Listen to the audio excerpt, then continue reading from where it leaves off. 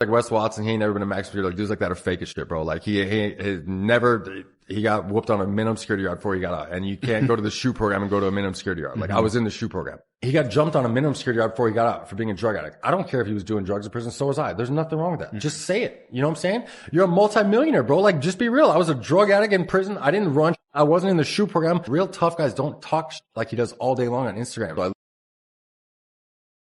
Buenos dias, Gunners Collective TV. Back at it.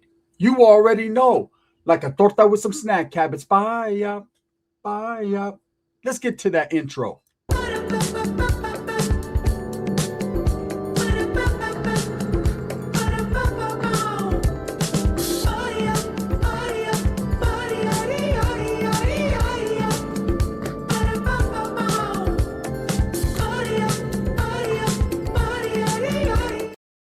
Welcome back to the channel, and if you haven't already hit that like and subscribe button, make sure you go ahead and do that. Put your notification bell on all so that way you're directed in the direction of the dope content that I stay kicking, and I appreciate the support. I'm very humbled by it. So Wes Watson is in trouble, man. He's in trouble even more so than being in jail, than on his way to prison, than on his way to trial, than everybody in the world talking about him, because the people that are talking about him are the ones closest to him. The people that were actually in the room for all these assault cases that he's accumulated are the ones that are telling on him. You know, I always thought when Wes Watson challenged his boy Dumbbell Rob to a fight to impress Jack Doherty and the Island Boys, I knew that was an issue. I knew that was a problem. From that point on, from that moment on, you never seen Dumbbell Rob in another new video with Wes Watson ever again. And that was his last lifeline. His last boy that was kicking it with him, that was part of that Shamurta circle, right? That was the last person that was holding on like in Vogue, that was hanging on to him, right? That was cliff hanging like Sylvester. That was it. When Wes Watson tried to make a fool out of Dumbbell Rob and challenge him, a person that actually participated in the first assault with Wes Watson, and that's the reason he got the nickname Dumbbell Rob, because allegedly he struck the big brother right in the back of the head with a dumbbell. I knew it was an issue. It was going to be a problem. You cannot alienate the people that are closest to you, that are hanging with you, even though they know it's not in their best interest. You cannot ridicule them, talk shit, try to punk them in front of some Island Boys that lick each other, right, to gain attention and clout, because in doing so, he pushed away the last real motherfucker around him. And hey, Dumbbell Rob said, nope, no can do. You're not going to punk me or try to challenge me or fight me all up in a restaurant in front of some fucking weirdos, some TikTokers, right? And so he pushed on.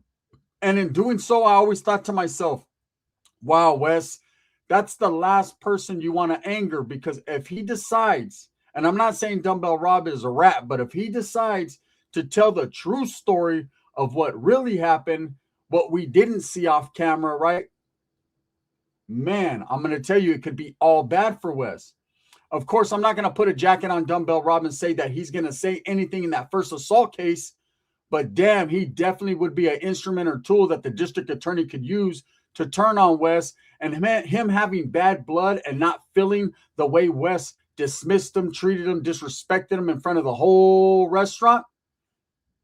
Wes Watson better watch out. Now, in this latest incident, we know that there was 3 other men present when Wes Watson allegedly assaulted his girlfriend, when he choked her, when he banged her head on a table, when he scratched her, bit her, did everything that he did. He did the puka, the LA Ram, right?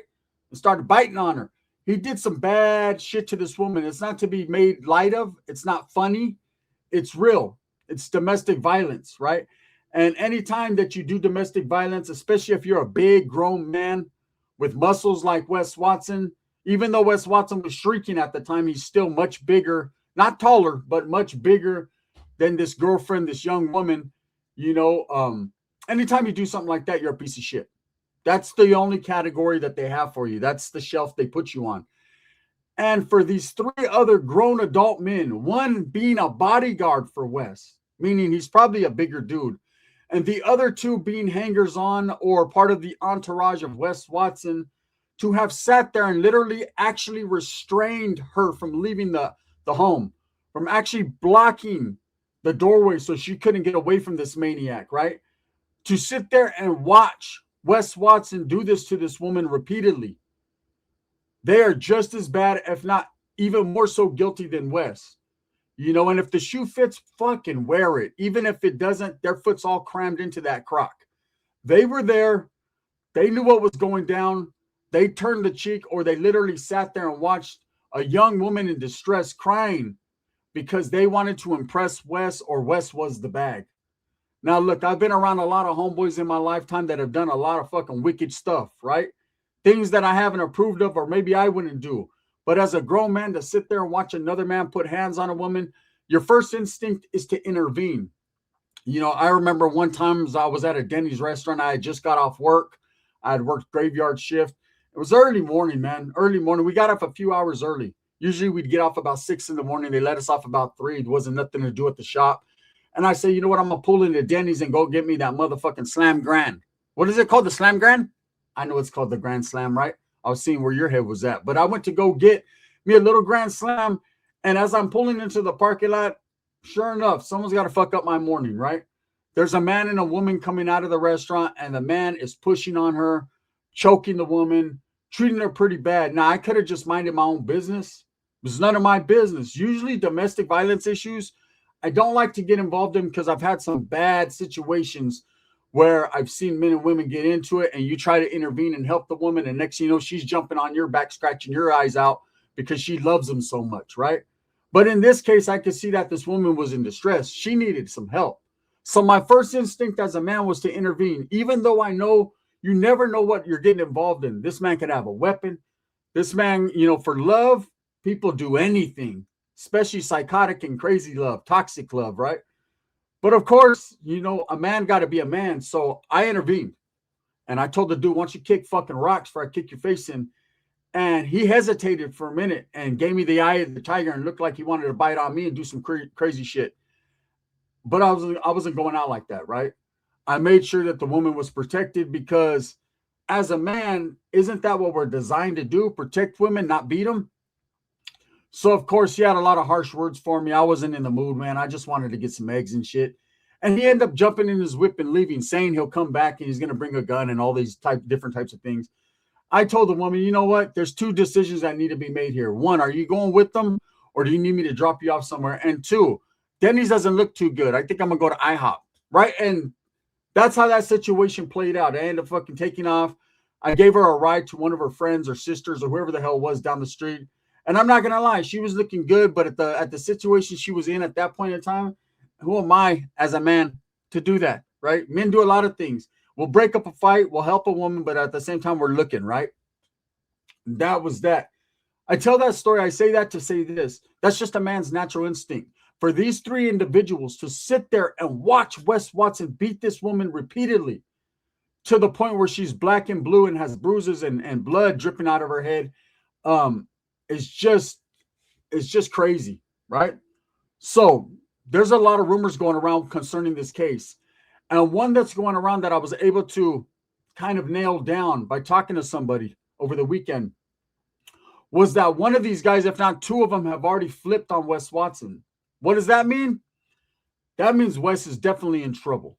That means now the district attorney has witnesses, eyewitnesses that were literally in the room that have decided to tell on Wes Watson, to explain the whole situation. Now, I think we kind of know the timeline. Timeline is Wes Watson buys this woman some titties, right? And it's some very expensive plastic. And being that Wes Watson is the type of man who sees women as a possession, she's nothing more than a cheaper Maybach, right? He felt that those things that he bought her belonged to him, and that they were for his eyes only. Even though, like a dumbass, he brings men around his woman, which is something you learned a long time ago not to do, especially if you're those type of men that don't want anyone to look at your girl or to think about your woman or fantasize, right? Because men, we might not jump the gun, we might not cross that threshold into, talking to a homeboy's woman, but motherfuckers are definitely going to sneak a peek, they're going to look. If you got a fine old lady and you bring her around a homeboy of yours, definitely he's looked and maybe even she's looked. And that's just human nature, part of the game. You need to understand that. You need to grasp that reality and run with that, right? Doesn't mean the homeboy's going to disrespect you and try to get at her. He might slide in her DMs if you get locked up, Wes, right? But more than likely, the homeboy's it's just a staring contest. He's staring at them things, and them plastic things are staring back at him. Whoever wins, wins, right? So for Wes to be bringing these grown men around his woman as scantily and you know how skimpy her dresses are, best believe they took a little sneak peek into those 2 Chevys Wes Watson bought her. I'll say this. The timeline goes, this woman went to a damn Miami Heat game and she showed off her new acquisitions. She showed off her new things, right? And Wes Watson was furious. 1, because he was invited to go see the Miami Heat. And 2, because she was out there showing off them things like she owned them. Even though they are on and in her body, Wes Watson felt like because he paid for them, that he owned not only those, but her. See, a possession. And so she goes home and Wes Watson puts fingertips, feet, tongue, and all kinds of teeth on her. Now, in the meantime, in between time, these 3 individuals, these men are with Wes Watson, and they understand that Wes Watson is furious. He's blowing up her phone. He's making threatening gestures, and his mannerisms and his voice is hoarse, and all these different emotions and different things are happening. And these men know Wes Watson more than likely is going to put hands on this woman. I'm sure he discussed it with them before they came. Said, hey, because Wes Watson likes to tell everybody what he's going to do before he does it, right? He likes to rub it in their face and proclaim that he could do whatever the fuck he want. And at the same time, these guys sat there, literally listened, and allowed Wes Watson to do this woman, going as far as to blocking the entrance to the door and not allowing her to leave or make a phone call or cry or ask for help. You know, imagine a woman getting beat and 3 big grown men are right there and they're just watching. All because of money, all because they fear or out of some type of loyalty to Wes Watson that they're going to allow him to even hurt a woman in front of them. Those are not men. Those are monsters, right? And they should be charged just like Wes. And I think the district attorney feels the same exact way. So I believe from what I'm hearing that 1, maybe even possibly 2 of these guys has already decided to make a statement and tell on Wes because they do not want to be charged. Now, all of a sudden, when it comes to doing time, when it comes to being in association with a little bit of time behind what happened, now all of a sudden they got a story to tell. They already flipped on Wes, right? So what does that mean for Wes Watson? Well, that definitely ain't good. That definitely is stick a fork in the material. That definitely means Wes Watson has more action of going to prison and facing whatever ramifications and repercussion he has going in there. But that doesn't necessarily mean Wes Watson's going to catch forever or do a lot of time like I know a lot of people are wishing upon him.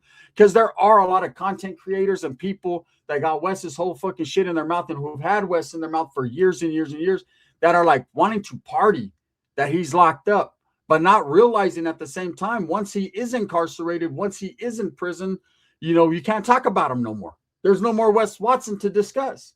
You got to move on to whoever's next in the alpha male universe, right? Now, I support a lot of these channels that have made content on Wes Watson because a lot of them are speaking from a right place, a good place. You know, they just don't want to see this type of narcissistic asshole cheat, swindle, and snake oil salesman people up out of their hard-earned dollar. I respect it. I get it. I know others speak on Wes because they feel it's a slap in the face, man, having done time, that Wes Watson lies about certain situations while incarcerated. And it makes them like basically say, wow, bro, people fucking literally believe that. So they have to be the yang to his yin, right? Or the yin to his yang. And in opposition, say exactly what's truth because they can't stand the fact that Wes Watson has bullshitted so many people to the point that he's a millionaire. Now, also, one thing I wanted to talk about, and I could have made this a separate video, but we'll elaborate right here. With these guys telling on Wes Watson, you know, it makes it very hard for him to escape these charges. Doesn't mean Wes is going to actually do prison time over these charges. It's a possibility. just like any crime that you're accused of, because right now he's just accused. He's not solidified or certified or convicted, right? He's not a convict, like his license plate says right now. He's a California convict, but not in Oklahoma and Arizona and all these different states he was in, but definitely not a Florida convict quite yet, right? And there is a possibility that he does slide a few dollars to plastic tits, right? And she decides to take the money and run and get out the way. Obviously we could tell the type of women that Wes chooses. They want some money, honey, right? They want that money. So if he is able to slide her some money in the state of Florida, if she decides she doesn't want to press charges, there is a situation where they could drop the case. Now, if the district attorney definitely doesn't want to do that, they don't have to. They could pick up charges because allegedly there is, camera footage. And now they have these 3 gentlemen that were present. 1 or 2 of them are telling. Which ones? I don't know. I guess we're going to have to find out. I'm sure they'll bring a lot of character witnesses if this ever gets to trial. They'll bring a lot of people like Dumbbell Rob that's going to have a lot to say about Wes Watson, because I'm sure Dumbbell Rob at some point in time is going to realize with that first case that he might get called into question, and I'm sure he doesn't want to go down with someone that women beats like Wes Watson. It's cool when you're getting on in a one-on-one fight or even jumping somebody, a man, because there ain't no rules in fighting. But when you beat up a woman, that does not apply. There, you can't say there's no rules in fighting, because that is not a fight. That is an assault. That is just a straight up piece of shit move. That is kidnapping. That is assault. That is basically brutalizing and bullying a young woman, all because you're mad she went to a basketball game. Damn, if it was that bad, what I'm saying? I'm sure everyone could have scrounged together enough money to get West Miami Heat season tickets, right? Didn't know he liked basketball that much. The last time I heard he was talking bad about black men, calling them the N-word with the hard ER. I didn't know he liked to watch them fucking slam dunk. Maybe he just likes watching grown men with dick swinging running around the court dunking things. I don't know, right? One thing I know for sure is I personally think Wes Watson is going to do a nice chunk of time over this. And I think it's just getting worse. With these guys already flipping and telling on him, it can't get any better, right? Wes Watson got a lot to answer for in prison. And, according to people that I've talked to, comments that I've got that I've read between the lines, they're saying the domestic violence charges ain't shit in the Florida Department of Corrections, right? So basically saying that if you're locked up on a DV, no one's going to trip off you for that. I know in some states, like I said, even in California to some extent, depending on the whole gravity, I guess, of the case of the domestic violence, you might get tripped on within your group. But from what I'm hearing in the Florida Department of Corrections, they're not. But even if he's not tripped on the DV charges, he has so much more to worry about. I did my video how a prison group or gang man might allegedly be on the cusp of trying to do something to Wes Watson. Maybe not. I don't want to throw those guys under the bus. They're just a name that has come up several times. And I'll say this, Wes Watson's definitely in panico mode, right? He's panicking. He's panicking. He's in his cell right now, and his world has changed. His life has changed. His girl's moved on. Now, whether he gets a large amount of time, like there's people out there that wish and hope he does, I'm not one of them. I believe if a woman beater needs to sit down, he needs to sit down and understand the severity of the charges. And I think everybody believes pretty much along those same lines. But these guys are already flipping on him. So that means Wes Watson's not only got to defend himself against the accusations made by this woman, against film footage of him actually doing this, against a record that says he had several assaults on his jacket, but now even the men that were hanging around with him. If you choose to hang around with someone like Wes, you can only do it for 1 or 2 reasons. Not because you like him, because you want to be his friend, because you see how he treats everybody that he's around, his whole circle. But it could only be the money, or because you really legitimately believe all that man's bullshit and believe he's that one. He's able to snake oil salesman people and hypnotize them into believing he really is everything that he says he is, because he's truly a believer of that. And when someone could look you in the eyes and they're a firm believer that they'll kick your ass, or they're a firm believer that this is the way to get money, then obviously what that says about you is you're a follower, he's a leader, and he's led you to your demise. Wes Watson has led these guys to their demise. I don't know what he thought he was going to get away with, beating this woman, and that was going to be it. Maybe he's so used to throwing his possessions around and breaking them and just buying new ones that he didn't care. But this is a bad situation. And being that he has a little bit of celebrity, these guys are now understanding and seeing that Wes Watson just took him over on Mo Hill and Ant Hill, and they got bit up. So yes, Wes Watson's already getting flipped on. He's getting told on. Not only is he getting told on every day with content creators, not only is he getting told on every day by these women, but he's also getting told on by those closest to him, his bodyguards. And in this situation, people that were actually factually there when this happened. And I can tell you right now, when you got so many strikes against you, you're going to whiff that ball. You're going to strike out. And so Wes Watson is looking at a lot of time. I do believe he will get a lot of time. I'll be very surprised if that woman does drop charges. I think there's more in it for a conviction for her, more money than what he could possibly offer her. I'm sure they're monitoring his phone calls, monitoring, what he's going to do. Now, from a standpoint of him being a convict, me being an ex-convict and knowing the game, it seems like the only way he can get some communication to this woman, besides literally on the phone, which is monitored and recorded, could possibly be through his lawyer, telling his lawyer, look, tell her I'll give her whatever the fuck she wants. Of course, you got lawyer-client privilege, so they cannot read the legal information going in and out. So there's a situation that could possibly be the only way that he can get a hold of this woman, or through secondhand parties, people and code. But I don't think Wes Watson's that smart or smart enough to understand that. And so at the end of the day, these guys telling on him, they don't want to be charged with this shit. Maybe they're having second thoughts. Maybe they're thinking, in the spur of the moment, man, it felt good to be around Wes Watson for a little while and feel like I'm that man, But once he started beating on women, when they decided not to assist, not to help a woman crying out, they became even worse than Wes Watson. He's just an instrument and a tool. They allowed that to take place in front of them. They're no longer men. Their man card is revoked. Maybe they figure by flipping on Wes Watson, not only does it save them time, it saves them dignity. Maybe they feel like this is their way of getting back. But too little, too late. What would have happened if that woman would have passed? She's small. She would have had internal injuries, bleeding. Let me tell you something. I don't know how it goes down in the state of Florida, but in the state of California, everyone in that household that had some knowing that was there would have been charged. They're very lucky they're in a different state. With that being said, the word on the curb is, and I could pretty much solidify it because I talked to someone. They said that one or even two of the guys have already flipped on Wes Watson, meaning that they're telling on him. That motherfucker Wes is in trouble. Don't stick a flag in him. Stick a fork in him. Or a flag up his ass. He likes it either way.